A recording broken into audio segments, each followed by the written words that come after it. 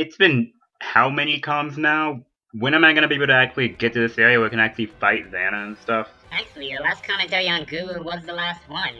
Now you'll finally be able to... AI, what is this? It's a virus. This whole entire sector is going to collapse if we don't do anything about this soon. We'll stall for time, but I think a commentary needs to be completed in order to get this thing going again. Really? We're doing this? Commentaries needed to save us? This is so generic. Come on, all this. Stop addressing it and just cue the intro card already. Alright, geez. In my head, feels like they're watching me. People watching me. I feel like I'm losing my mind. Feels like a dream I'm in all of the time, babe. Wait, not even the heck? Why did it just crash? Oh, it's this dang virus. It's affecting everything. What else can I use? No. Oh boy. You might have to rely on this for the time being. This? What are you... Oh gosh, dang it.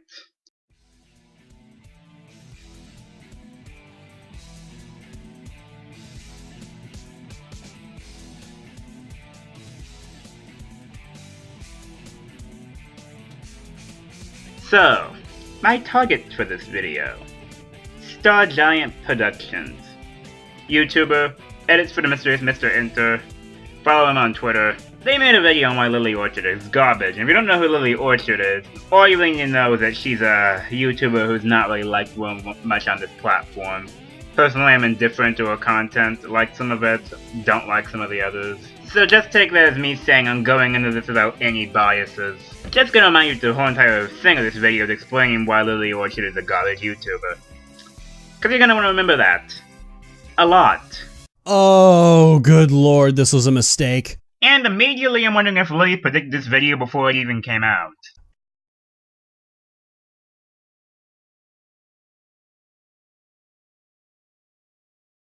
This is a review that I've been most worried in making. I've made a few hard reviews in the past, but never to this extreme. Before I was making reviews on just cartoon episodes or even movies, but I've never exactly reviewed a person. But as 2018 goes on random subject matters, I cannot stay silent anymore, because the political landscape has forced me to talk, and I truly do believe that if I don't speak up, life will get worse. The political landscape has forced me to talk about this one YouTuber I really don't like. And unless I talk about it, things will become worse for a lot of you, despite Lily probably not being any of your other communities, as well as not even being one of the bigger names on YouTube.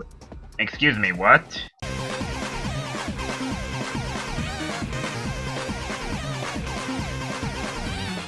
So let's divide this series up into multiple videos, and if people like this video that I make here, I'll continue this series alongside Reanimation reviews. Since this is the first one, I thought I would choose an easy subject, and by easy, I mean I'm doing a review on Lily Orchard. Let me start this video off with my first question. Is Lily Orchard garbage? I'll let you know what my answer is by the end of this video. I mean, this is gonna be a fun, fantastical review the whole way through, right? Sugar, you are such a fucking creep! This is gonna be the hardest video I've ever made, isn't it? Okay, I'll admit that's actually pretty funny. However, I do have a minor issue with this.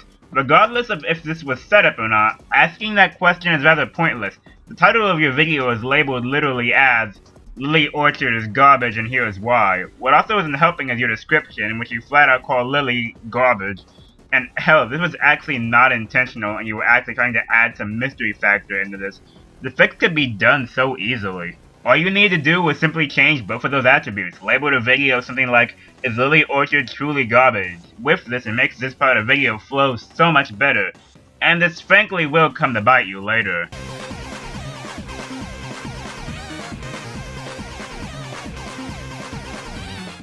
Alright, let's get this video started. A little glass of water, please. A fresh pressed hanky if I sneeze. Some tea with honey from the bees. Whenever you can brew it. And while I get a little rest, a teeny tiny small request. Some codfish oil for my chest poured from a crystal cruet. That's no good.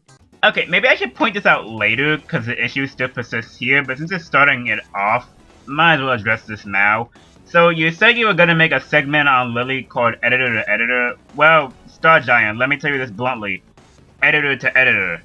This is atrocious. This is an issue that persists throughout your entire video. Let me play a few clips from later on.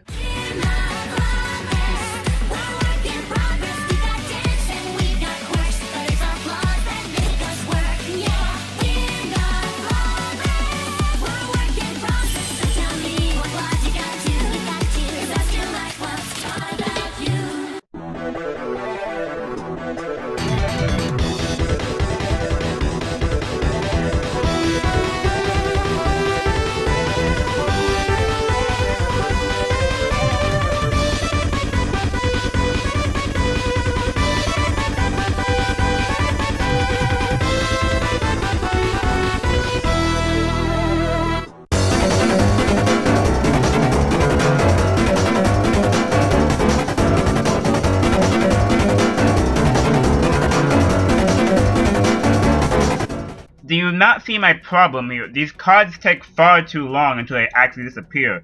It's not even like anything interesting is going on the screen to at least keep our attention. It's just Lily's OC here, an outdated OC, but details. But it's just Lily's OC there with text for near 20 seconds. This is simply just padding. It's not even like I can make the argument that this was done for extra runtime to get money, because this video wasn't even monetized. TLDR, work on your editing, it'll greatly help you in the future. And don't expect this to be the last editing complaint in this video, not by a long shot. I imagine not everyone clicking on this video will know who Lily Orchard is, so let's speed things up on who she is. Lily Orchard is a YouTube critic who runs her own channel by the same name. She at one time was an editor for a famous brony named Josh Scorcher, and was fired due to disagreements between her and Josh. Lily has also had a sex change and a name change, being originally a man named Jerry P, but changed it to being a woman named Lily Orchard. Lily is known in the Brony fam as one of the people that hate Starlight Glimmer the most. She has made several videos that have been debatable amongst the people that watch her content. Whether it be her My Little Pony reviews and saying that certain episodes are bad or good or whatever, they get to be controversial amongst people. She has also reviewed other cartoons like Little Witch Academia, the Tangled animated series, as well as other shows. She has also started doing reviews on various Disney movies. She also does two video series called In a Minute and Glass of Water. In a Minute is a comedy series where she more or less does reactions to whatever animation is on screen for how many minutes the video says. And Glass of Water is talking about a specific subject for a full-length video being serious on said subject matter. Her claim to fame, besides being an ex-editor for Josh Scorcher, was making a video on the Legend of Korra and calling it garbage. And recently, she made a video called Steven Universe is Garbage and Here's Why, which set the internet more or less in a flame war with no winners. Anyone that knows her right now is gonna know her for the Steven Universe video. To put things into perspective, Lily is usually the target for a lot of haters. Does she deserve it? I don't know. I don't have enough information to know. From what I can see of her videos, she actually does a really good job in editing, something that I actually really admire. And I think it's admirable that she was able to admit that she was transgender. And when she focuses on comedy really well, she can actually be very, very funny. Okay, sorry if I drag this out. Ironic. But, legit question, why is this portion needed? No, seriously, we literally have a section later on where you go on about Lily's gender stance, that you're happy about her being trans. The next segment entirely talks about Lily's relationship to Josh, bringing up the fact that she was a previous editor, and the Steven Universe video is a topic all in itself. Hell, you could have talked about how that particular video ended up getting a lot of backlash in the beginning of that section. Now before anybody accuses me of jumping the gun, frick you, I'm jumping the shark, frickers. But no, in all seriousness, even if I am going way forward in time here, the point I'm trying to prove is that this structuring is rather poor.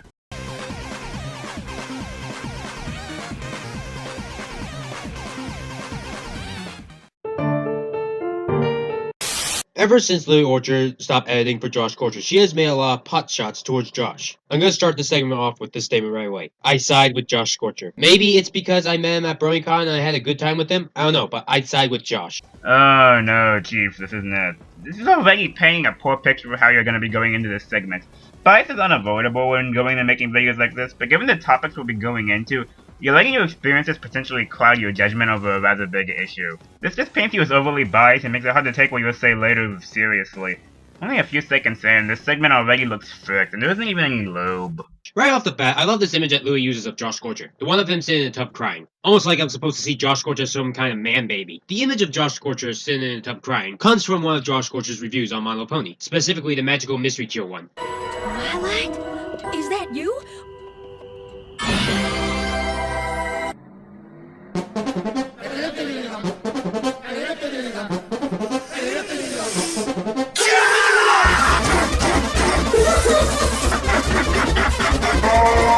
It's fine. It'll be fine.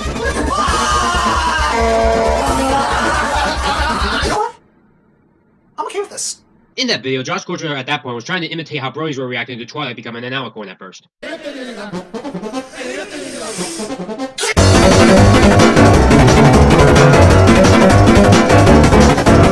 The reaction was more or less bronies going through some big tantrum, acting like Twilight becoming an alicorn was the end of the world, and changing the status quo. And you know what? I used to act like that, but now I know better, and it's actually a good thing. Okay, look, first off I'd like to make a point towards my viewers. Well, a disclaimer mostly. There's padding in this video, said before. The problem here is that most of the stuff seen is important, so it's not like I can really skip over it. Throughout this video, I'll primarily end up speeding up the footage. Like, a lot. Okay, with that out of the way... Okay!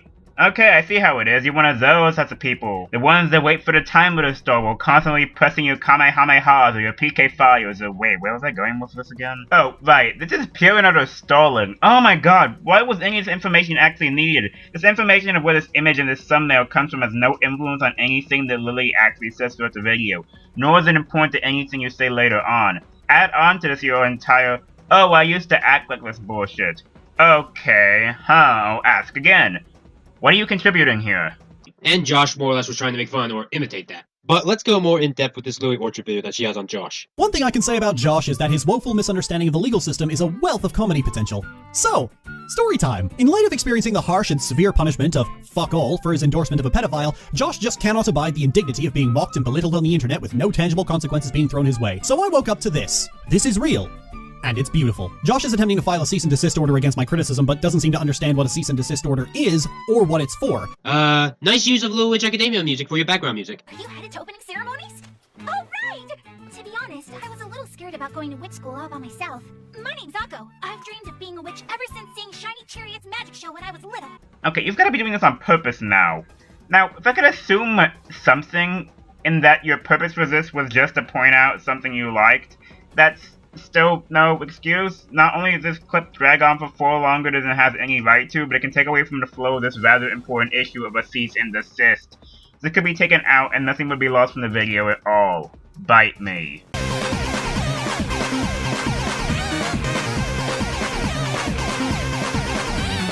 And as the boss of the video, who had the final say in the video's final state, and because I was paying Lily for a job, I expected Lily would honor our agreement and trust me with the final message. But I also wanted the video to come out, so I relented on the matter. Now, I do stand by what I originally planned to write, but in hindsight, it was a needlessly hot-button issue, and it was arrogant of me to expect some people to not be upset. That's how it ended, but lately I've discovered that apparently Lily actually thinks I'm a racist because of what I planned to say. I've had to take down and re-upload videos because she decided she wanted to throw in her personal or political opinions that I didn't agree with. I want to make my statement clear right here. If you have to hate somebody solely because they have a different opinion than you are an awful person and deserve to be ignored. What's the reason why Josh fired you? This right here. The firing point came when I gave Lily a video to complete and we were having a discussion about Fire Emblem Fates in our off time. We disagreed about a certain controversial element. The conversation ended, and not 5 seconds later, Lily decides she suddenly doesn't want to edit the video I assigned her, citing a depression episode. Now, anyone would immediately know that was a lie, but I couldn't call it out because then I'd be an insensitive bigot. Lily, here's your problem. If the roles were reversed, maybe it'd be Josh's fault. But the thing is, Josh is your boss. Bosses, by definition, are supposed to give their employees work. And when they are in charge, they get to tell you what to do. The reason why people follow this philosophy is because the worker gets paid for it. That's kind of the concept for a job. What, do you think jobs supposed to be sunshines and rainbows and unicorns? Well, considering your current job and what your job used to be, that last one might be actually true. Yes, because this isn't spiteful at all. Honestly, I don't have much of a problem with this part of the segment, but I also like to address this to Josh's video. Josh, dude, love your content, but no? Anybody would know it was a lie? No? Like, it's not that easy at all. Without definitive proof that Lily was actually faking some depression, you have no room to talk. Speaking as somebody who suffers through bad anxiety and depression, it can literally happen quite out of the blue for no reason at all. So frankly, labeling it as fake right out of the gate is a scummy move on your part. I honestly miss my friendship with Lily. I miss the times when we talk about stupid awesome games. I missed the borderline genius snark that frequently came from Lily. I missed bouncing ideas off of each other. For a while, Lily referred to me as Fire Jesus and the reincarnation of Christ. Now, because of my faith, I had to take those with a grain of salt, but I knew what those meant to Lily. Those were probably the best compliments I could have ever received. Lily was there for me during some dark parts of my life, just as I was there for some of hers. Lily, if Josh didn't make it clear, he really liked you as a friend. And for the record, Josh doesn't deserve to die. I'm not gonna say that anyone deserves to die. I'm not even gonna say that to you, Lily. Am I the only one bothered by the wording of this? Is this seriously just me? I'm not even gonna say anybody deserves to die. Not even you, Lily, which makes it sound like it was at least contemplated. Like, Lily is that awful to at least contemplate it? When at this point in time, the worst thing you've mentioned is Lily just being overly cruel to Josh. Okay, thanks to Luckster for pointing this out in the script, but it was brought to my attention that this was probably in reference to Lily's call of Josh's death. Now, because I wanted to distance myself from her abusive behavior and violent rhetoric, Suddenly I'm an evil neo-reactionary conservative, a fake Christian, completely lacking in empathy, and I deserve to die. In which case, if that is the point, then I take back what I said here. But if not, then this is just an instance of showing how this is rather poorly structured. I'll flat out admit I may be looking way too deep into these curtains, but yikes, that wording comes with so many unfortunate implications.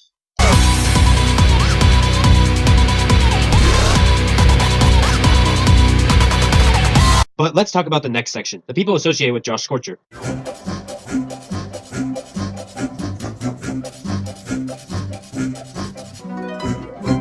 So, as you imagine with Lily Orchard, she would definitely go after Josh's friends. Lily has called Inkros, for example, a lesbian in the closet. There's also— Yes, I did indeed notice that cut off in the middle. Why do you ask? Also, no, don't expect me to stop mentioning these countless editing mistakes. I may cut them down depending on how many times they show up. I don't want my video to get repetitive, but the lack of care and effort into making this video at least well presented is astounding. Now, I'm gonna be skipping through some of this segment, and why is that? Well, see, Stargiant here ends up playing clips from two friends of Josh, one of which being a YouTuber by the name of Luna Corver, and the other by the name of Alex Roshan. Both of these YouTubers end up talking about Lily as well. Now, Stargiant, you claimed that Lily went after Inkros, a friend of Josh's, that you didn't actually show any evidence of this in your video. I paid attention to Lily back when I was a brony, and yes, she did insult Luna Corver, and you actually do support Alex by showing a clip.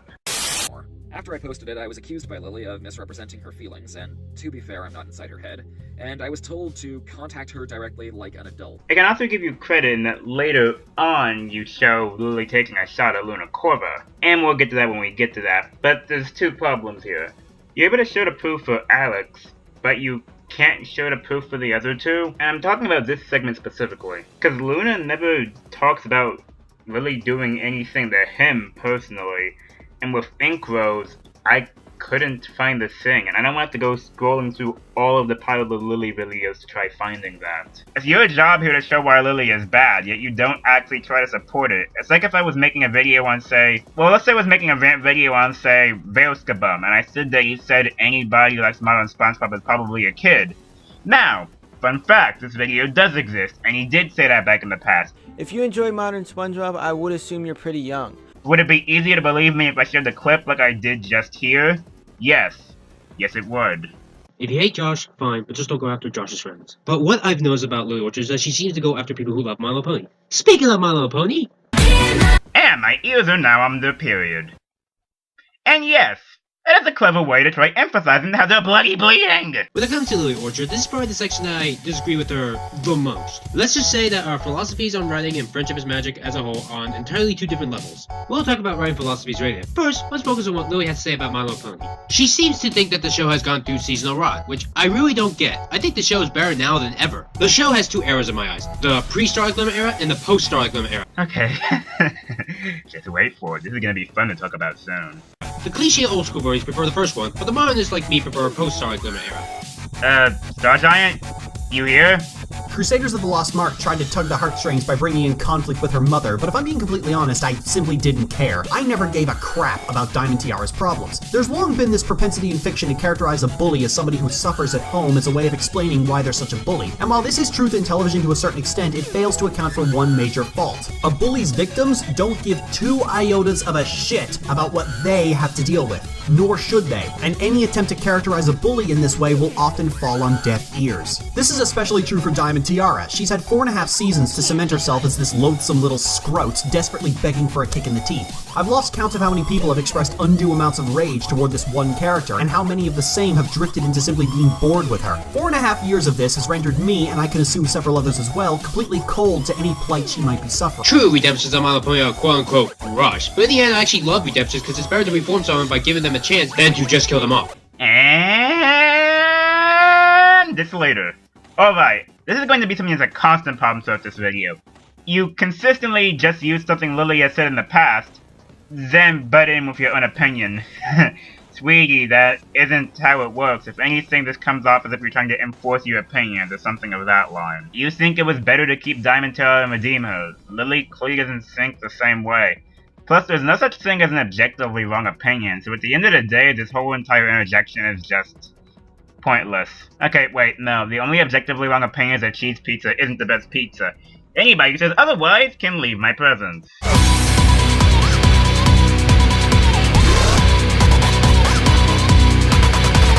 Beyond that, there's this part from Louis' top 5 MLP Season 7 video. If you want a cynical Frankenstein's monster of every bad decision made by Friendship is Magic, look no further than Shadow Play, an episode that combines lore and backstory obsessions, fan-favorite bit characters making their debut, snapshot redemptions, and everyone holding the idiot ball so that Starlight could be the one to save the day. Well, if you want literally a segment why I hate Lily, look no further than this. Literally a segment why I hate Lily. Why I hate Lily. Your title, get good.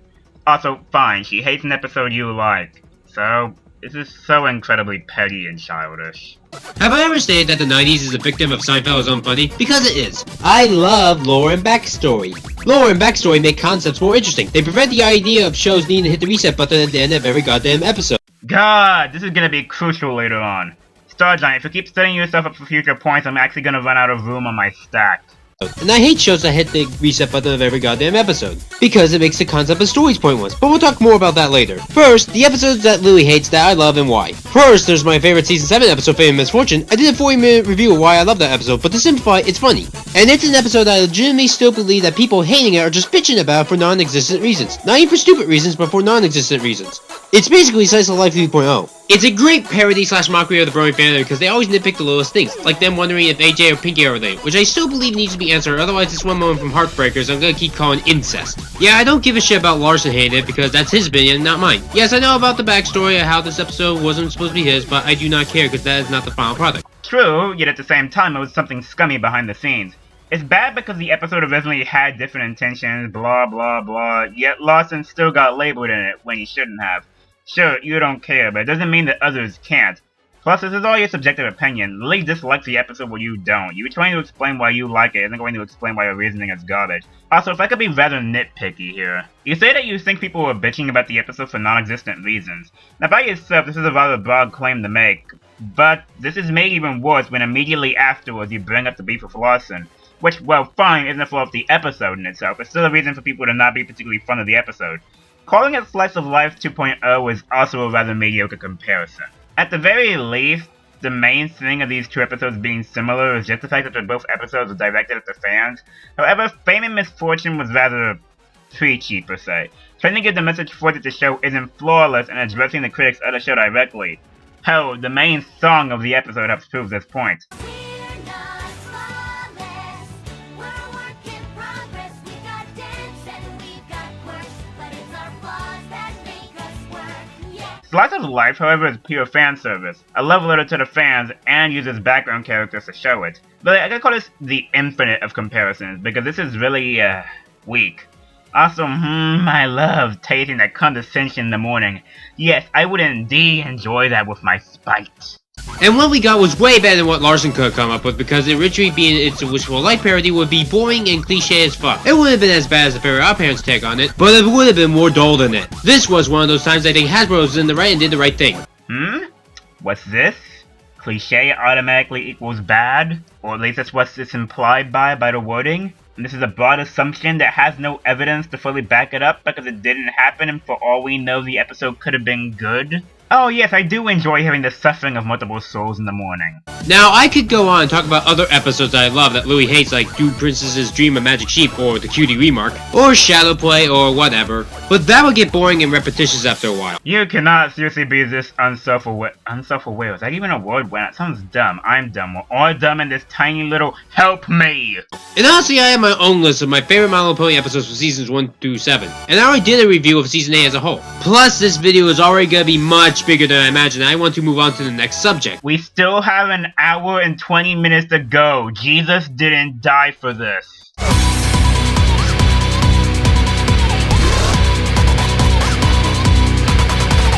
Say goodbye to the holiday with my magical erase.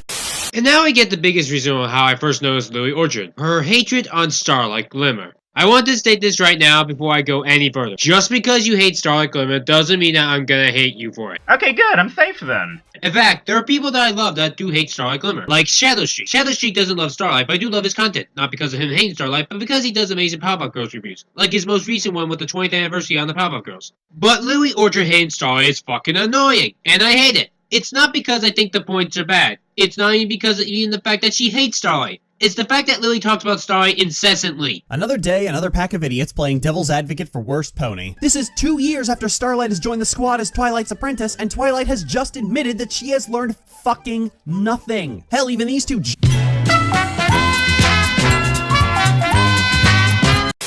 He claims I'm stealing his ideas to spite him, and then makes reference to the video every MLP episode reviewed in 10 words or less.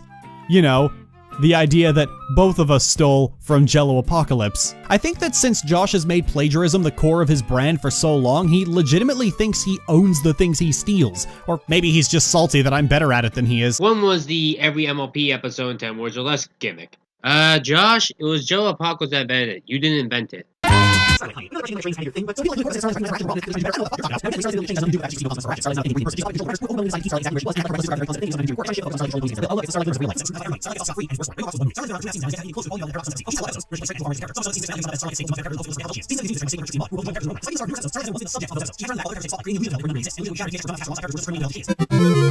This is where the less critically discerning people in the audience start thinking she's a good character and start crying when other people contradict them. This is what leads people to telling me I need to calm down about Starlight. Not that I've ever actually been worked up about Starlight, but let's not let reality get in the way of your fantasy.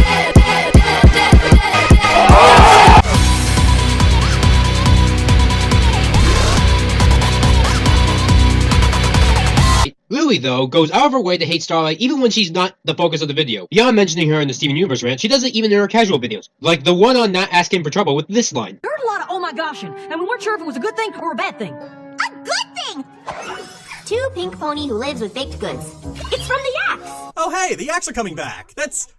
Oh no, this is gonna be another episode about DHX's pride, isn't it? What does this have to do with DHX or Starlight? I'm very curious because I don't get the joke. Not asking for trouble, an episode that, from what I know at least, focuses primarily on Pinkie Pie and the Yaks, an episode where Starlight isn't even crucial or even in it, I believe.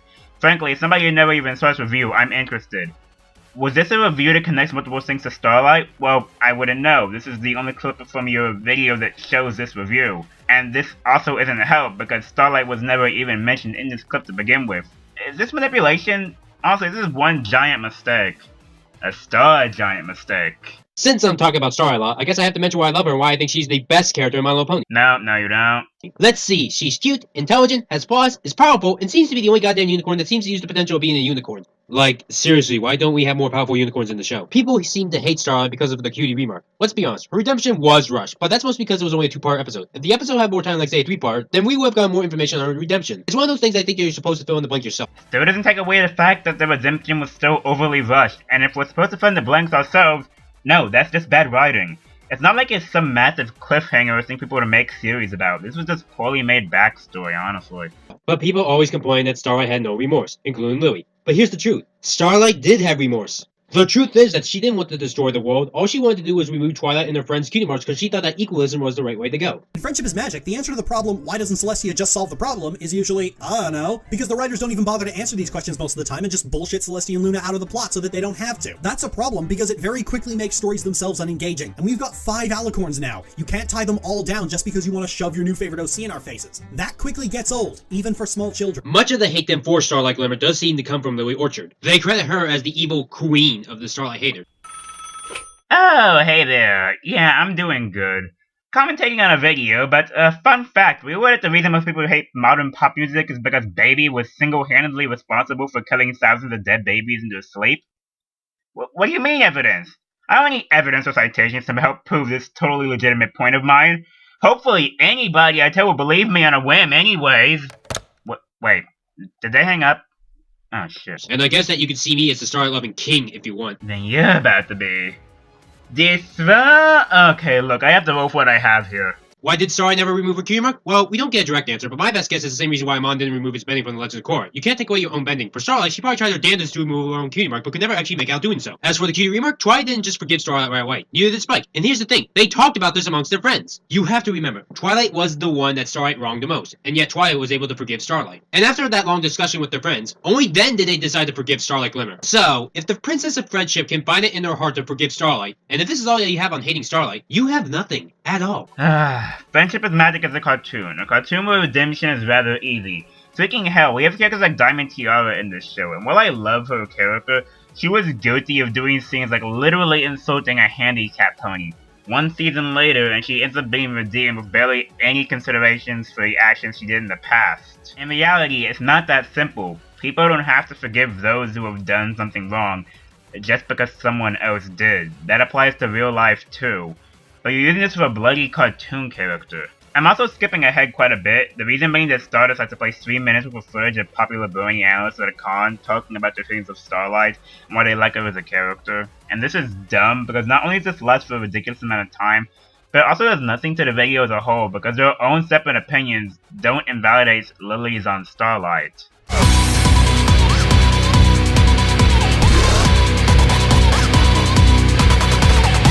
So this is— Okay, I don't even think I need to explain what's wrong with this. But I will anyway, because this is my channel, so frick you. Okay, honestly, Star Giant, what is this? Why do you have this Alicorn Starlight image like this? I mean, from the From the dotted background beyond it, I can tell this was meant to be a PNG, yet it didn't come out right. Now, honestly, I've had this problem before. I don't know exactly why this happens, but it does. Now, issues like this can be fixed with one simple solution. Simply find another image. It's as simple as just going to Google Images and using the search options to find the transparency one. From there, it's easy to find PNGs. Having looked it up myself, there's more than enough Alicorn Starlight images at your disposal to use. Thing in the Brony fan that has this prediction that Starlight Glimmer will eventually become an Alicorn. You know how the Brony fan lost her shit with Alicorn Twilight? I can only imagine what will happen if Starlight Glimmer becomes an Alicorn. And Lily, if you're watching this video, 2 things. 1, I appreciate you making it this far. That means that you can accept criticism. No, not really. That doesn't mean that. Now, I get what you're trying to go for with this, in that if Lily was able to make it this far without clicking off, it means she can listen to criticism. But that's only one piece in this little chess game. As there's multiple other options. Maybe Lily is just watching this and, well, laughing at you, or watching it all the way so that she has material to respond to like she did with Sarah Z. Well, admit this is a rather large nitpick on my end, but this is just worded badly. Now, before we get to the next section, there's just one thing about Star that I want to bring up. I follow essentially the baseball redemption system where I give people 3 chances in life, and if they fuck up all 3 chances, then I have the right to hate them forever because they are scumbags. Is somebody holding you at gunpoint? Should I call them an adult? Because I am an adult. Okay, God, why did I write that? Bad jokes aside, though, the hell happened here? The audio just dipped down so incredibly much, and it's really difficult to hear you now. I'm not denying there's some people who probably could still understand you just fine, but somehow the quality got worse than before. It doesn't even look like my video on Fawful, where I was legitimately stretching for something to complain about. Compare any previous part of Star Giant's video to this, there's an obvious difference in audio quality. I'm skipping forward a bit because, okay, I want to make this point clear now. Maybe I'll point it out when the points get egregiously bad because it's way too common, but Star Giant, please stop trying to use your own personal feelings towards something to try and debunk Lily. It adds nothing, it doesn't debunk anything, doesn't give any insight as to why Lily is bad other than her having an opinion, I guess. And quite frankly, does nothing but waste my time. Look, I'm sorry if so far in this video I've come off as overly strict or harsh, and while I may be jumping the gun towards my final thoughts, I have little reason to believe that this video was made purely because Lily has different opinions from you and your own personal spite. And that just doesn't fly with me.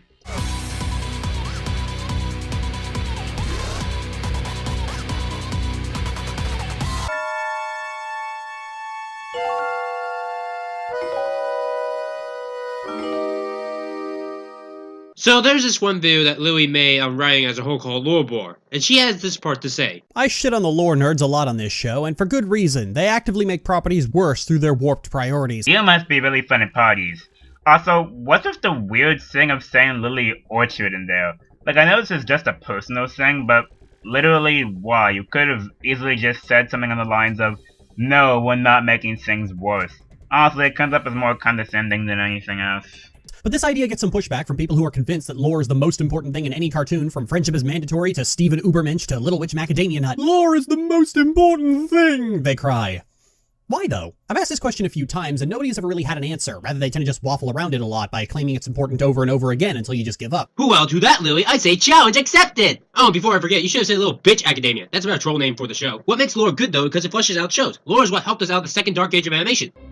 You gotta gotta be ready to listen to your children, even if they have nothing to say. World building in fiction, especially animation, is important. Without lore, I lose interest in the show. Lore is what helped the 2010s be the best decade of animation. People in general love fictional worlds that we can't explore in reality. It's the reason why video games took off, like with Mario and Zelda. You can play as a polar saving the princess while fighting a dragon turtle thingy. You can play as an elf with a sword saving the princess while fighting a evil pig, literally. The point is, with video games, you can do things in this world that you couldn't do in real life, and that's what people loved about that. Same with cartoons. Let's talk about how I got into cartoons. When I think about what show got me into loving cartoons again, I have to specifically look to My Little Pony Friendship is Magic, and how amazing it was compared to every other cartoon I was watching at the time. I started watching Friendship is Magic in May of 2012. At that point in time, prior to that, I was watching Slice of Life, Status Quo is God garbage, SpongeBob, Family Guy, Johnny Test, you name it. Whatever was on at the time was what I watched. The reason I loved films so much was because of the stories, but the show only truly peaked in my eyes season 5 onward when they had more lore and development to the world. The first 4 seasons planted seasons with a warp, but never bothered to fucking do anything with it. It all felt like wasted potential. But then the one guy called Post-Star Limit Era, referring to season 5 and onward, started doing better stories and how it developed the characters more at the same time. And the world. And most bronies seem to agree that the Post-Star Limit Era is way better than the Pre-Star Limit Era. So I'm just gonna ignore the subjectivity here and instead point to how all you're doing, such as whole entire interjection, is basically helping prove Lily is right. You go to say about how lore is important and helps keep you invested, yet that's mostly what Lily is against. You've been going on and on about how lore is important, yet don't go into specific detail beyond it helped expand stuff, I guess, which is fine, but frankly without elaboration, this whole thing is just helping make Lily's arguments stronger.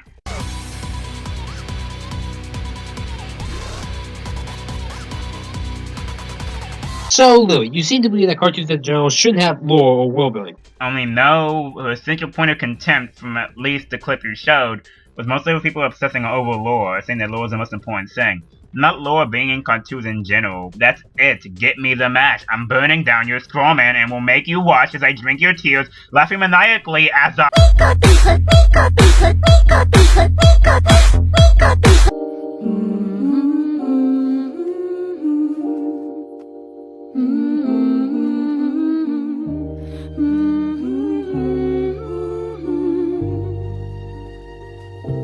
As you may imagine with how Lily Orchard is, she managed to have a big fan base. Maybe massive, but I'm not sure. But let's talk about 3 of the people that are fans of her. These people I know personally. The first person is a person named Lexi. Lexi was one of the people that convinced me to try to find some good in Lily. I think she was the first person to admit that Lily is a good grit. There are lots of people that do love Lily. I don't know why, but they do. But maybe they find Lily smart or at least entertaining. Those are logical reasons in my eyes. Lexi and I do disagree on things like I love Star in certain My Little Pony episode. Oh yeah, back to the presentation points.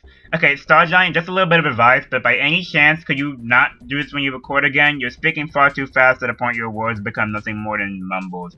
I advise you to either speak in a slower manner so you can be easier to understand, or at least to possibly add in subtitles. But she has always respected my opinion, and I did the same for her. Lexi likes Lily because she thinks Lily is funny and smart. And that in my eyes is a good enough reason, and for that I can happily respect Lexi's opinion on Lily, since she treats me with respect as well. But of course, there are fans of Lily Orchard that I absolutely despise. 2 of them actually stalked me. First, there was a guy by the name of Checkerboard CN. Now, despite him being a fan of Star Glimmer, I don't like this guy. We used to have chats with each other on DVR, talk about My Little Pony and Giantesses. Why did our friendship end? Well, because I once wrote fanfiction based off the My Little Pony episode Fame and Misfortune. Remember how the main 6 weren't treated the best in that particular episode? Well, I thought it would be fun to do a parody of that, except have Star Glimmer be the one that the audience gets to react to instead of the main 6. For the background pose, I used people on DVR that were my friends. Each of them only get 1 or 2 lines in the whole thing. Now, most people that read the fanfiction that were part of it actually loved it. Some thought that maybe 1 line was off, but they were fine for the most part. The meanest response was Checkerboard. While another brilliant 2 were kind of disappointed, they didn't demand me to change the story. Because Checkerboard didn't want to be in the fanfic, I wrote him out of it and replaced him with another pony. Okay, this may be jumping the gun, but the fact that Checkerboard here didn't want to be in the story implies that you added all these people into the story without their consent. And that's gonna bite you hard. Really, really hard. Like, Hickey level hard. Here's how the conversation went. Yeah, although I was briefly mentioned in the story, I thought you wrote me pretty poorly. Although I know that this story is basically Fame and Misfortune, but more so with Starlight, I had no personality in my character, and I bet replacing me with another character wouldn't even change the story one bit, which is something you don't want in a story, especially when your main gimmick is going to compose of various OCs interacting with main characters. Please take me out of the story and replace it with another name. I don't want to be associated with something if it's equivalent to how Doug Walker has written other characters for his channel Awesome Anniversary Films. This is straight from him. No one was supposed to have a personality. Because you're supposed to be written like any pony.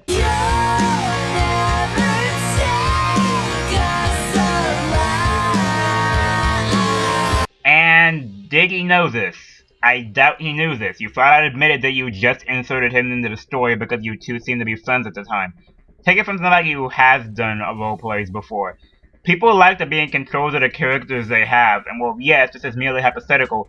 Perhaps Checkers here would have preferred he had his own way of writing said character.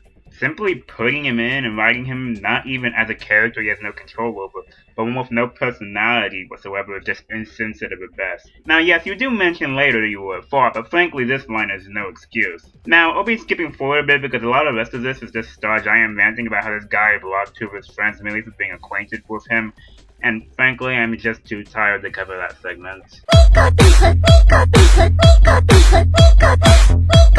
So now he has blocked 3 people that have done nothing wrong. I may have done something wrong, but that doesn't mean my friends deserve to get blocked. This all happened back in April 2018. And now it is December 2018. And yes, Checkers still has me blocked to this day. So Lily Orchard, if you think I only support people that love Starlight Glimmer, you're definitely wrong. This is a person that loves Starlight Glimmer that I absolutely hate. And you can see why now. Oh, frick off. Okay, so like, first off, not only are you arguing a hypothetical argument given how you're making up a possible argument Lily would make, second, and this is the big question here, literally why would Lily care about any of this? Actually, hold up. This is all just clickbait! Okay, think about it. A title is misleading and makes it look like you're going to be talking about Lily's fanbase as a whole, when it's only focused on 2, and 1 more incoming individual, and overall just pointless. Lily more than likely wouldn't give a flying freaking heck about this, because not only does it have nothing to do with her, but it was a situation completely out of her control. How was this relevant to anything? Checkers, if you watch this, I just want to let you know, when we do roleplays, you gotta stop being demanding. You literally put him in without consent and didn't give him room to breathe before forcing your non-existent personality cocked down his throat. Fight me. You can't have every roleplay be very detailed when the other person doesn't know what to say. I am short and sweet when I do RPs. Just because I write long journals doesn't mean my dialogue in RPs is going to be long. Those are 2 different types of writing, and maybe for a change, I can decide what the roleplay was about. Stop having it always be on you. I'm glad I ended my relationship with Checkers 8 months ago. But Checkers isn't the only person I had to end a relationship with. This one happened about 4 months ago. The other person I had to deal with is Regulus314. Regulus is interesting. Interesting as in, he's a loser. Like, with a capital L in the shape of an L on their forehead. So, should I go for your obvious lack of variety when it comes to insults? Or should I point out the utter hypocrisy of how it's apparently not okay for Lily to be condescending, yet you can be condescending to your target and everything is hunky, freaking, finding Dory? Regulus is the second person that harassed me this year, and honestly I think he's worse than Checkerboard. I also want to state this, Regulus is the most pathetic person that I have ever seen. I used to be friends with this fucktard since 2016 up to summer of 2018. I stopped being friends with him when I blocked him for his assholeless behavior. Let's be honest everyone, we all gave Regulus way too many chances way too late to block him. Maybe it would be easier to actually understand why Regulus is so bad if your text wasn't covering some of the wording. Just a thought from a thought.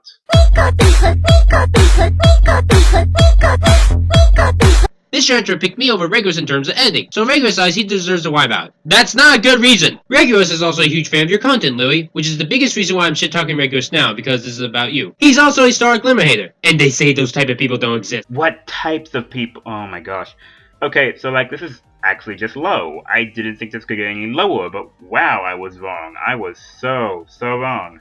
Like, okay, this is here purely because he thinks Lily's content is good. Putting aside how it says literally no connection to Lily other than the screenshot that doesn't actually help prove or show anything.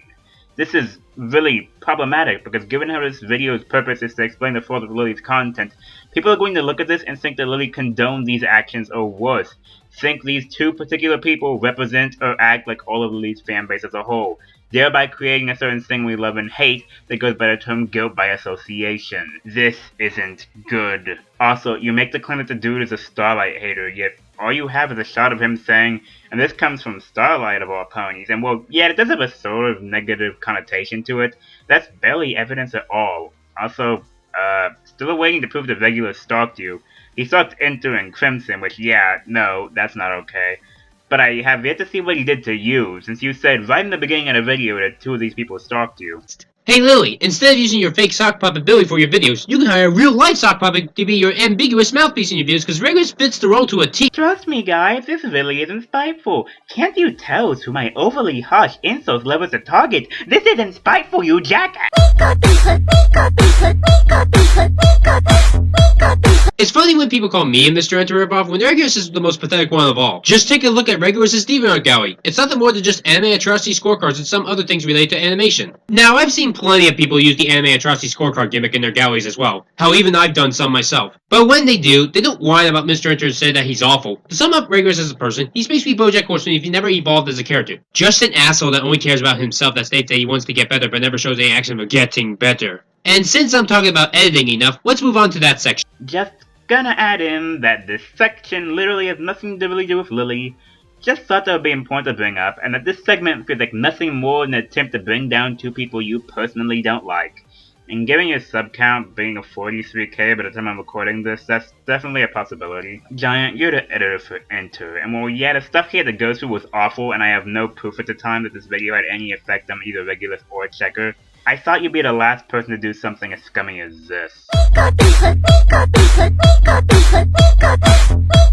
Did I do it perfectly? No, not in the slightest. Do you want to know how many mistakes I did on my first task? 18. 18 mistakes total. What were the mistakes? Well, I won't go through all of them, but here's what the gist was. I made some clips go on for too long, some of the clips that I used were not relevant to the situation of the video, and most infamously of all, this face. But even after that though, John was fine with me being an editor, and he even gave me a second task. The response to that video and to me from an audience was mixed. Sure, a lot of people loved it, concept-wise and me as an editor, but when you have the word garbage in the title of your video, you're not focusing on the good. No, you're focusing on the crap. So some dipshits decided to say that the video was shit as was my editing. Okay, do you guys not know what a first attempt is? I'm not a professional. The point of today's video is that I'm a professional, and that I'm right about Starlight, and you're not because fuck you. Now give me money. Oh wait, I guess I am a professional because all you have to do now is edit one video for one famous guy, and then you have the credibility to call yourself a professional. This is a comparison that doesn't really work, considering Lily was an editor for Josh for a rather long period of time before the events that transpired that made Lily turn against Josh. Saying one video here is actually just factually incorrect. From this point on, Star Giant goes on a long tirade about editing for Mr. Enter, stuff relating to the other editor of Enters by the name of Mayhem Crimson, the critics of Mr. Enter, Lily's pot shots at Enter, and frankly I just can't cover it. Mostly because all I do is be constantly repeating myself, so I'm just jumping to the next segment. I am made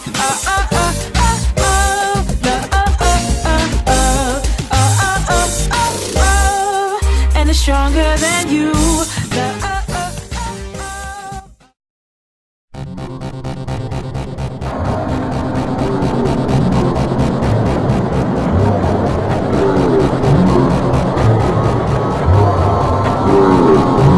Here it is, folks, the biggest reason why people still talk about Lily Orchard to this day. You're looking at the same subject that over 1 million people have seen over the course of 2 months. And the first thing I just wanted to mention is that if you go to the end of the video and past the credits, Lily actually outright quotes that if you watch the video, you will help her monstrous ego and a pathological need for worship. Because, you know, you were watching the video and watching the ads, which ensure you were giving her money. Which also, in short, just translates to, I wasted 2 hours of your life. Go fuck yourself. I don't know. Selfless just isn't one of my kinks. Doesn't quite have the same flow, you know? Like, oh, right. Also, joke. Nobody would seriously use the term pathological in this context here. You're stretching more than me than when I'm trying to do comedy. Kindly stop. I've made long videos as well. Sometimes even my longer ones, I forget things to say after the video has gone up and thinking, I forgot to add that, or dang, I should have added more to the section to broaden my opinion. I am made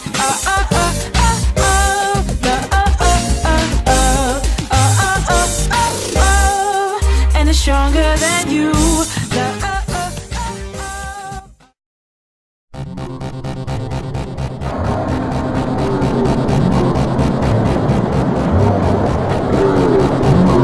Wait, whoa, what the hell? What happened? Did I create a time paradox? Did you create a time paradox? Did Duppy from Sans Undertale create a time paradox? What is this madness? I didn't edit this. The video literally just starts the beginning of this segment from scratch. It's not even the setup for some kind of clever joke. What kind of janky editing is this? Okay, side note, I kind of butchered that last line, but it was too funny to just not add into this.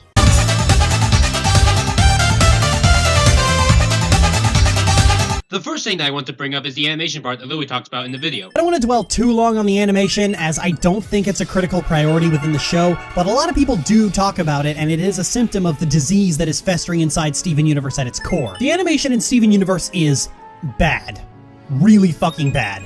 Characters are constantly being drawn off model, changing heights, changing proportions, changing facial structure, models flat out breaking, and many of the main characters have been shrinking down to increasingly chibi forms as the series goes on. There is almost never 2 episodes where the characters look the same, with characters made of angular shapes like Peridot being the most egregious offenders. Well, at least you didn't call Cal Arts trash, so that's a step up from other people who rant on Steven Universe, but this whole off-model rant bugs me. It's clear the show does not have model sheets, a bare minimum pre-production standard for animation, and there's a good chance the storyboards are drawn freehand. None of the usual practices to maintain proper proportions for characters is being employed here in an egregious show of laziness and unprofessional behavior. There is absolutely no excuse for the animation to be this fucking sloppy. I want to take you back to one of the greatest cartoons of the 1990s, Ren and Stimpy. One thing that made Ren and Stimpy work was that John Kane never used the same facial expression twice. His shtick was going off model. Most of the best cartoons of all time go off model, and many cartoons fail by sticking to model. Imagine something like Rocko's Modern Life staying completely on model. It probably wouldn't work out as well. When Disney ripped off Ren and Stimpy with their Schnookums and Meat show, the reason their ripoff failed is because the show stayed on model the entire time. Okay, now I can kinda get where you're coming from with this. The problem here is that this doesn't really refute the argument Lily presents here at all. If I could personally play devil's advocate, Rocko's and Stimpy's both have the excuse of being mostly comedy-based shows, with tons of slapstick and stuff thrown in there. The bodies have to go off model for the jokes to be done properly. Hell, the exaggerated features that you show in your own clips demonstrate it perfectly. However, Steven Universe isn't a comedy-centric show, so when people may be used to the models constantly changing in those shows, the same can't be said for Steven Universe, where it's noticeably more distracting. I'd like to point out that one picture Lily used of Connie, compared to how the character looks on the left, that's distracting, heavily so. And if one has to make the claim that it being distracting is overly subjective, well, that's an argument you can direct straight to Star Giant too. The same one who claims that shows fail because they stick to model. Oops.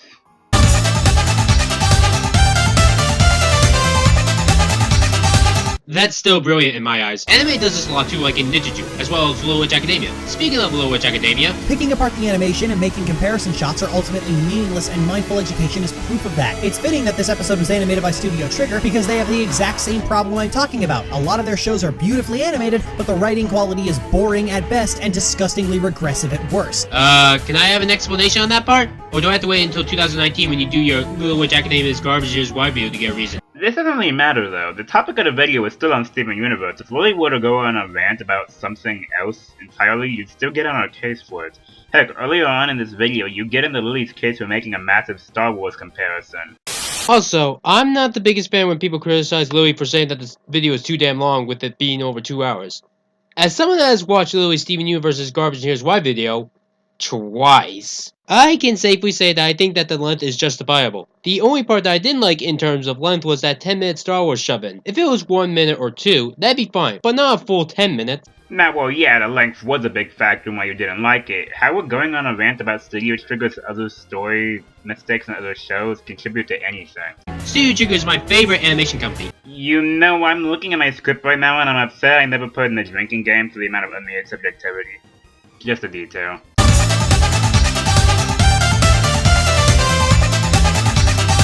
Do it for him, and you would do it again. You do it for her, that is to say, you'll do it for him. Oh dear lord, where do I begin with Pearl? Pearl wasn't so much a good character that fell by the wayside as the series went on, so much as she was stitched together from various dark romance tropes from the word go. For the first 2 seasons, all we knew about Pearl was that she was in love with Rose, obsessively, and that she was racked with a combination of grief and trauma, but grief and trauma as understood by Rebecca Sugar. I've always seen Pearl as some kind of mother figure to Steven. She's pretty cool. Also, those mistakes are called character development. Garnet's section for Lily I don't have much to say beyond Garnet is awesome. I like her silent type character. Her being in the future was good development, and the wedding... well, the wedding was nice, but why is it an issue for it to be invaded by diamonds? Okay, in universe I get, but in terms of story, this makes for great conflict. It helps Garnet put the priorities of others before hers. She's not like, you do it, it's my wedding day. No, she actually helps out. And Greg is awesome. I hate this.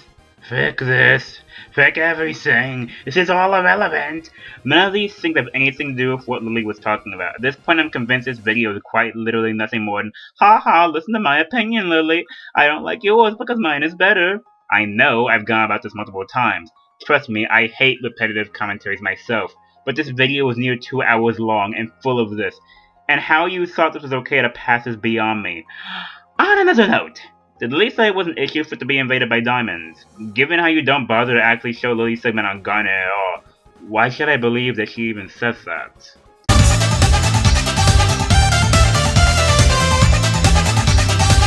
To be absolutely honest with myself, I'm actually kinda surprised that these Steven Universe haters, hell even just Louis Orchard alone, don't ever try to attack Amethyst more. Amethyst is an awful character. She's lazy, incompetent, enjoys being messy, is inconsistent, doesn't care about others, and in one episode of the show, she forces Greg to not enjoy New Year's with his son Steven just so that the two can watch a stupid sitcom from 30 years ago that they can watch literally at any time in the world. And when he refuses to watch the show, because he wants to spend time with his son like a good parent would, she transforms into her son, mocking the two. Then she transforms into Greg. And to add insult to the scene, she then goes out of her way to shapeshift into his dead wife. And she does this just to traumatize him. And Amethyst, I'm pretty sure, would have fucking raped Greg if she had her way. Excuse me, what?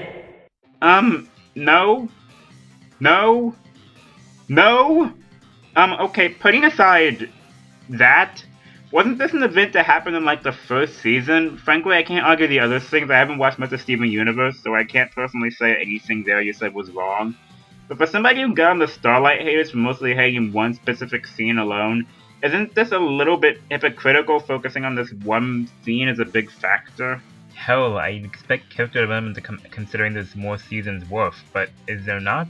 Well, I wouldn't know that because there's no elaboration, but even then, even if we were to elaborate, this is still pointless subjectivity in the long run, but this argument is bound and gagged. In other words, it's... Oh wow, what is with my humor today? Wait a minute, you're the same person in the Starlight section who was talking about how characters need flaws will still come off as Mary Sue's. You list off being lazy and incompetent, flaws that still give this character room to grow. If you didn't, elaboration would have been really nice here.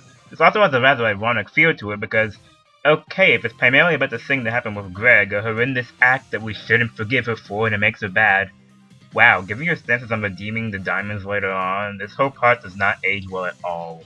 And worst of all, Steven himself has to watch all of this from behind! Do this, Amethyst. Seriously. I bet you'd stay for her. You wouldn't. What? Do this? Hey, Greg. Turn around. Check it out. I know you're doing it. I want to be friends again. I really do. But I can't let you do this to me again. Stop! I might have been raped. Bloody hell no! But it's all good because Amethyst made up for it by cleaning their garage. So the message here, kids, is that if you attempt to rape somebody, you can make it up for them by cleaning out their garage. All my friends are dead. Push me to the edge.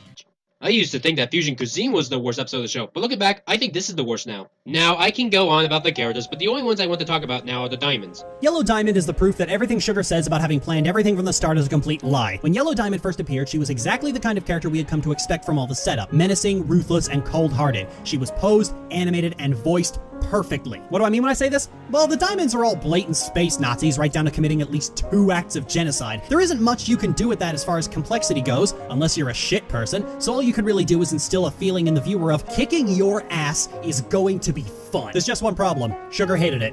Sugar didn't write this episode and apparently hated Yellow Diamond in this so much that she personally wrote and storyboarded her next appearance in That Will Be All, which had her radically change from being ruthless and cold-hearted to repressing her grief over the loss of Pink Diamond. After this, her next appearance was in The Trial, also not written by Sugar, and Yellow was back to being a colorful Darth Vader. Oh, disregard that last statement. I might have gotten carried away. You can see this pushing and pulling with Yellow throughout the series, and depending on who is writing her, she becomes a completely different character. For a while, someone was pushing back against Sugar's insistence that the villains be sad little babies, but Sugar ultimately won out, and by the time of Reunited, Yellow was racked with grief and immediately experiences a turnaround as Steven literally bullshits everyone's problems away, and oh my God. Of the 4 diamonds, Yellow Diamond was the biggest disappointment because she was the only one introduced as a villain and whom Sugar had to keep fucking with in order to break her into her terrible, sad mold. Maybe if the Diamonds were back in the 90s or something, that could have a point, but the Diamonds are some of the best villains of this decade. You know what? I'm just gonna have some faith. I'm just gonna hope this isn't a subjectivity-filled mess and actually provides good reasoning. Please surprise me.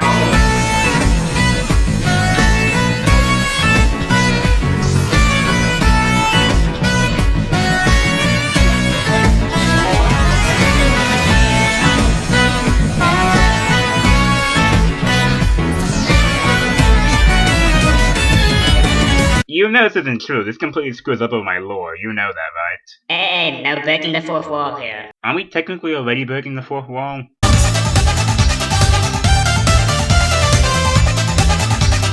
This is even ignoring my problems when it comes to the unused characters. Notice the keyword, unused. Besides, we have more concrete examples of Crooniverse's racist crap. Fuck you, that segue was brilliant. Okay, scratch what I said earlier. That's the funniest part of this video.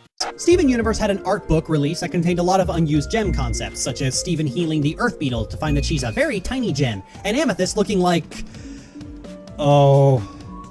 Oh, that is not good. The whole book featured a lot of unused or scrapped ideas that never made it into the show proper. But then you turn the page and you're greeted with, oh, for fuck's sake, are you kidding me with this shit? Concrete, a gem with pitch black skin, thick bright white lips, and carries the production note that she can't read. Take a wild guess how that went over. This time, nobody was pulling any punches whatsoever. This was very explicitly racist, and like Bismuth, was just left there out in the open like that. Many people attempted to finalize Concrete's design to make her look like less of a 1930s Warner Brothers cartoon, but that doesn't absolve Sugar of this. Sugar didn't design this, but she seemingly did nothing about its very existence, and it just sat there in the sketchbook. Worse off, when it came time to release the sketchbook, this drawing somehow, beyond all reason, managed to make it into the public hands. And the public reacted very appropriately. The response to this got so heated and so bad that Sugar had to take the rare occasion to actually open her damn mouth and explain herself. These pieces were created carelessly.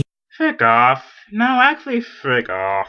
Lily's point here is valid and actually pretty damn important, considering this is a topic relating to gosh darn racism. Why are you telling her to get a life? Is it because she did her research? Is it because she's talking badly about a show that you quite clearly like, giving your attitude? Did you think this video was going to go well with this much spite? Seriously?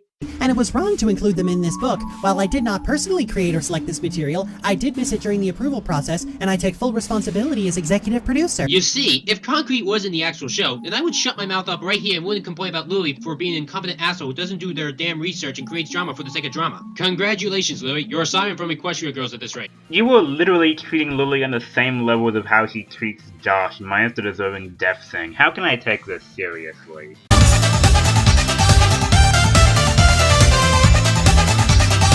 You know, I get it. Redeeming villains is such a trend these days, and some people seem to think it's a really good idea. Sugar clearly thinks so too. This is all subjective, and besides, even if you're right and this was an objectively good idea, redemptions can still be done poorly, as explained by Lily in this exact video, with Starlight not receiving any consequences afterwards, and her relapsing.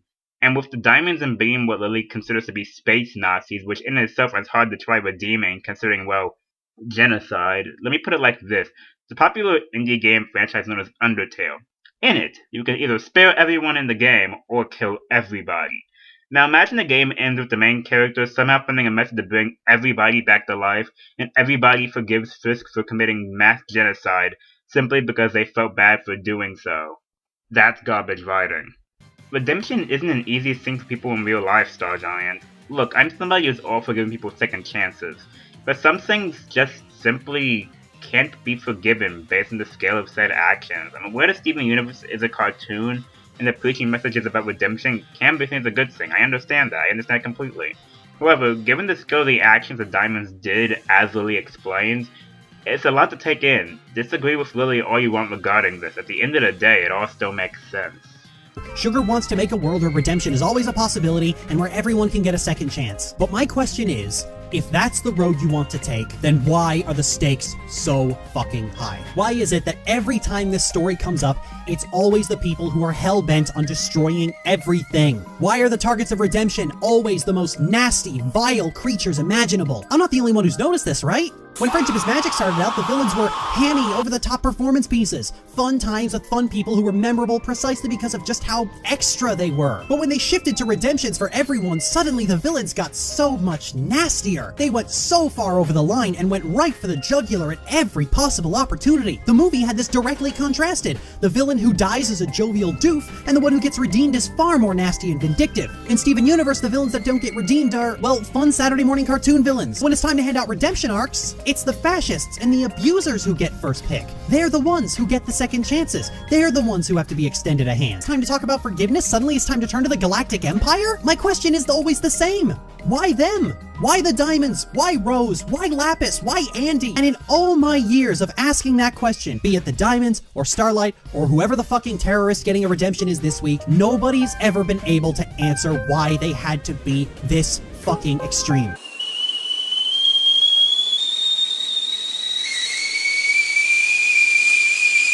I'm fed up with this world.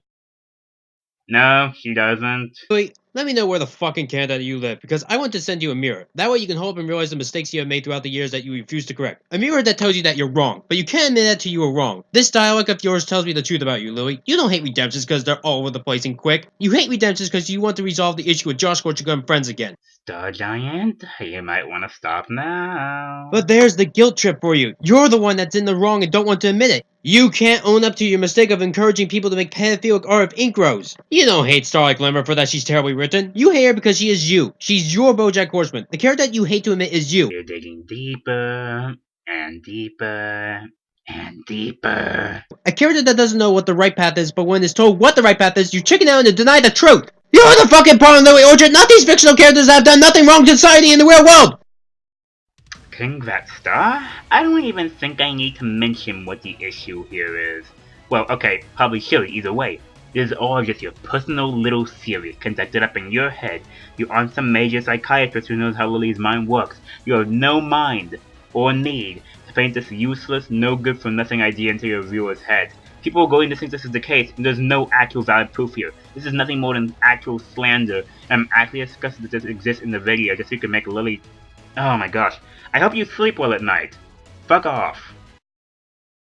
Forgive and forget is a strange lesson because it's not universal. Well, maybe to you. Literally try saying that to anybody who was involved in the Toon Critic events. War, abuse, genocide, these things cannot and should not be forgiven. Forgiveness does not work in these circumstances. It's not an absolute. It only works in a tiny number of cases. The problem is that Steven Universe is about war. It's about abuse. It's about genocide. It's about the things that cannot and should not be forgiven, and yet it insists on doing them anyway. But when you're ready to admit you fucked up, either make a video on it or apologize to Josh. And hey, if you can do that, it'll be the first video ever I'd like from you. This isn't even refuting your claims. You're just trying to get her to bend to your will and apologize. Stop.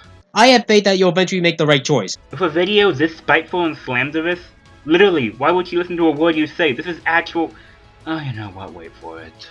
Or you can always go back to crying and bitching, your choice. Actually, no, I know you won't because you believe that your opinion is always in the right. You can't help the fact when someone disagrees with you, Louis, or writes a negative comment. You can't help the fact that someone loves Starlight Glimmer, or episodes that you hate, like Fame and Misfortune, Shallow Boy, the My Little Pony movie. When people love that stuff, you seem to hate them no matter what. When people have a different opinion than me, I'm like, cool. I don't rage in saying that they hate something that I love, or the opposite, because that's their opinion. I disagree with my boss sometimes, but I never rage quit at him. I don't shove my opinions when I edit for Mr. Enter's videos. If anything, all I ever did was add jokes. This is the literal equivalent of the I can do anything better than you song, but in video response format. You, Louis, shove opinions down other people's throats and say that is the right opinion. That's why Josh fired you. You, Louis, will never be able to accept criticism. That's why you delete the comments that you hate and have disabled ratings on your channel for every video. Your Steven Universe video is garbage because it's the ultimate proof that you can't fucking accept criticism. The Steven Universe video is its own brand of screwed up, but that has nothing to do with the fact that Lily can't take criticism. You're using this as some kind of buzz phrase. Kindly stop it. You're making it hard for me to even make comedy out of this video at this point. There's nothing I can even make fun of. It's just too aggravating.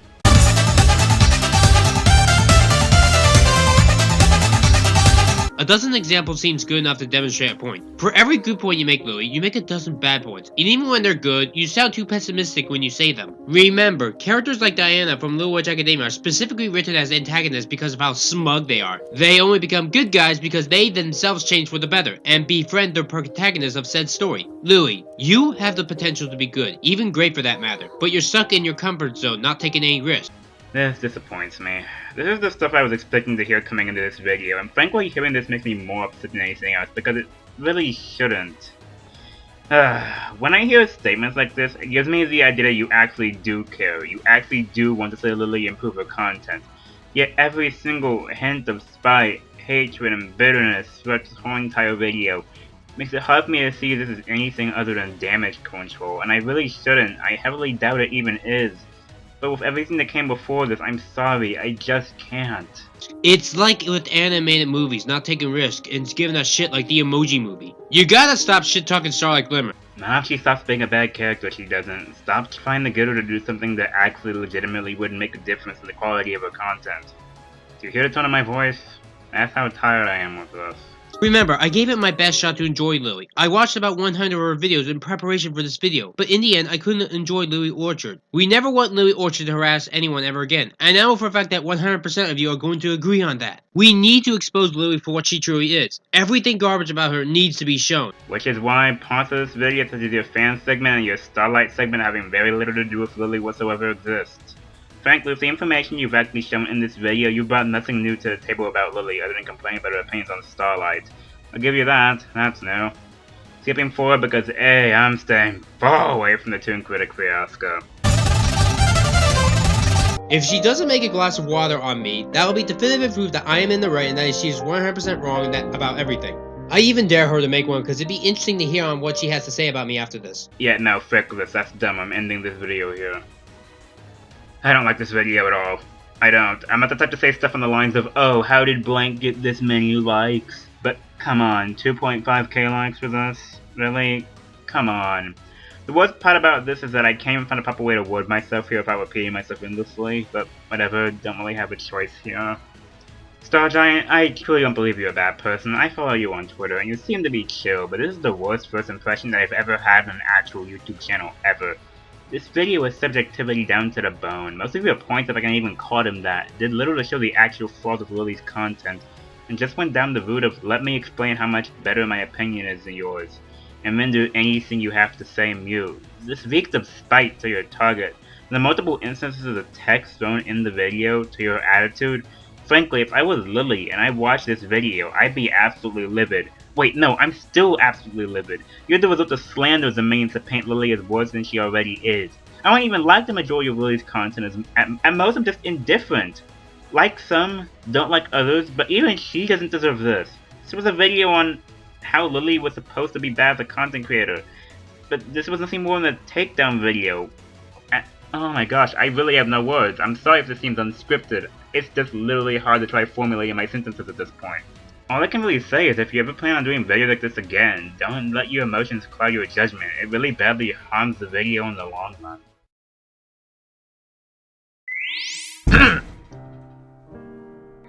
I guess it worked? Where the heck am I? AI? AI? Where the heck are you?